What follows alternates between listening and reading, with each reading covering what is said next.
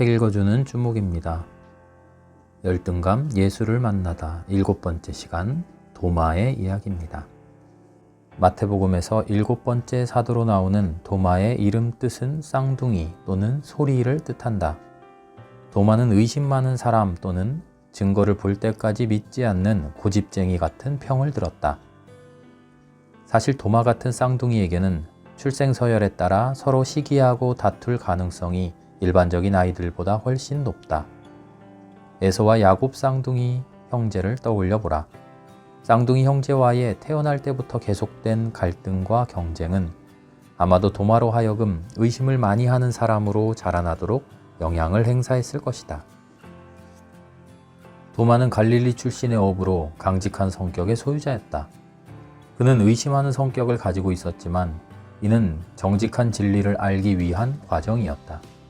도마는 의심하는 것을 참지 못하고 질문을 해서 확실하게 답을 얻고 나면 진리를 따랐다. 이런 성격은 궁금하거나 이해하지 못하는 것을 무조건 믿고 넘어가는 것이 아니라 확인을 하는 이성적인 냉철함을 보여준다.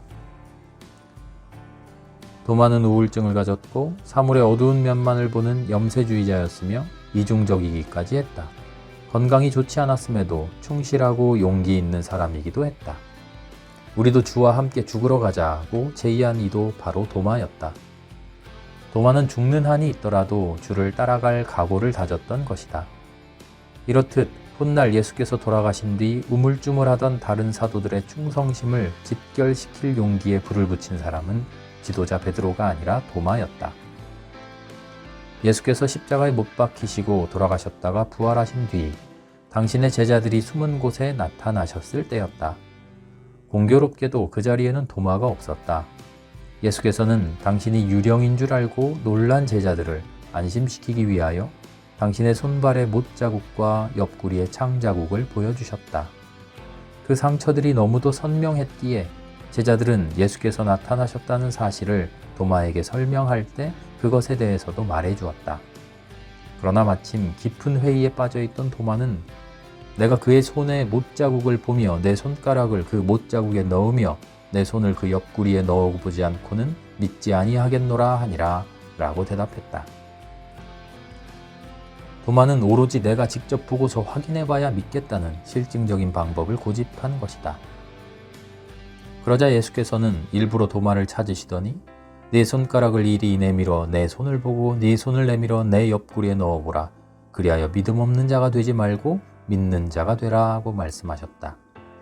그제야 도마는 무릎을 꿇고 나의 주님이시요 나의 하나님이시니이다 라고 울며 고백했다.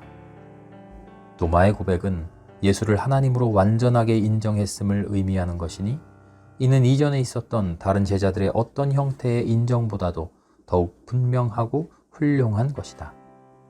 도마의 음울한 의심이 이 순간 빛나는 믿음으로 변한 것이다.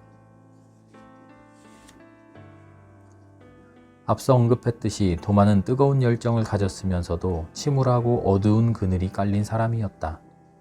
아들러는 저서인 인간 이해에서 한 인간의 행동을 통해 그가 낙관적인지 비관적인지 알 수 있다고 했다.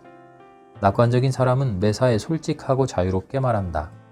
내성적이지 않기 때문에 감정을 당당하게 표현하고 다른 사람을 의심하지 않기에 친구를 사귀는 것에도 어려움이 없다. 다른 사람을 맞을 마음의 준비를 갖췄기 때문에 항상 두 팔을 벌리고 있다. 인간은 누구나 불안감을 느낀다는 공통점이 있다. 그런데 인간을 불안하게 하는 의심이나 구체적인 위협은 저마다 느끼는 정도가 다르다.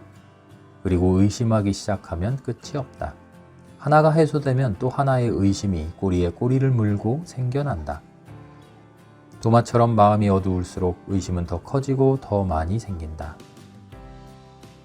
의심은 불신에서 생긴다. 자신의 능력을 반복적으로 의심하는 행위에서 생기는 것이다. 그렇다고 의심을 억누르고 사는 것도 쉽지 않은 일이다. 현실적으로 눈에 보이거나 손에 잡히지 않으면 믿으려고 하지 않는 것이 사람이 아니던가. 의심의 뿌리는 내가 처해 있는 현실 그리고 내가 되려는 것에 대한 주변 혹은 세상 사람들의 평가와 반응이다. 특히 실패의 경험이 클수록 자신의 가치를 확신하지 못하거나 아예 불신하게 된다.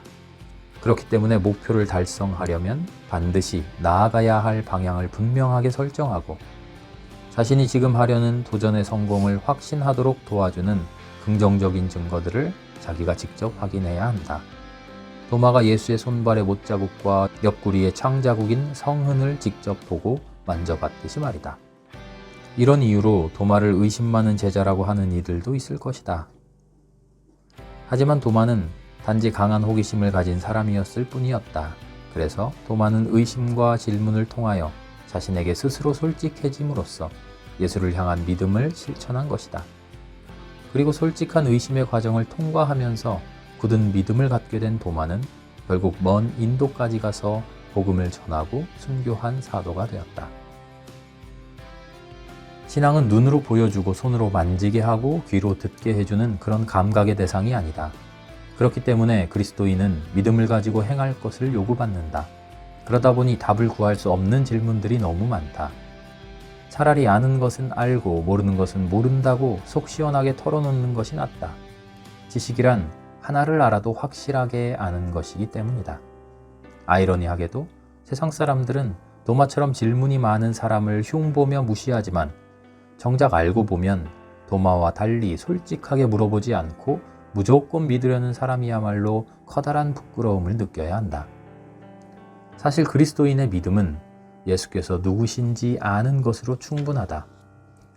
하지만 주의 사역이 죽음 저편에까지 미친다는 사실을 이해할 능력이 없었으며 의심으로 가득한 열등감에 시달리기까지 했던 도마가 자신의 의심을 드러내면서 예수께 질문하지 않았더라면, 만약 도마가 예수께 성흔을 확인하게 해달라고 하지 않았더라면 오늘날의 우리가 예수 그리스도에 대해 아는 척하고 넘어갔을 것이 한두 가지가 아니다. 결국 예수께서 직접 도마에게 대답하시고 성흔을 확인시켜 그의 의심을 풀어주심으로써 우리는 예수께서 정령 부활하셨음을 완전하게 믿을 수 있게 된 것이다. 우리는 도마에게서 영원한 은혜를 입은 것이다. 책 읽어주는 주목이었습니다.